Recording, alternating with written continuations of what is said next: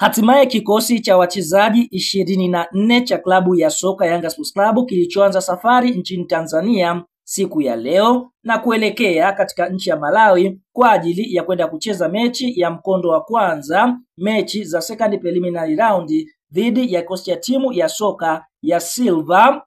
Striker. Hatimaye kikosi hiko kimeweza kuwasili salama katika mji wa Lilongwe, ambapo kwa upande mwingine mji wa Lilongwe ndipo ambapo klabu ya soka Yanga watakwenda kucheza mechi dhidi ya kikosi cha timu ya soka ya Silver Strikers. Fahamu kwa upande mwingine Yanga Sports Club mechi yao hii wanatarajia kuicheza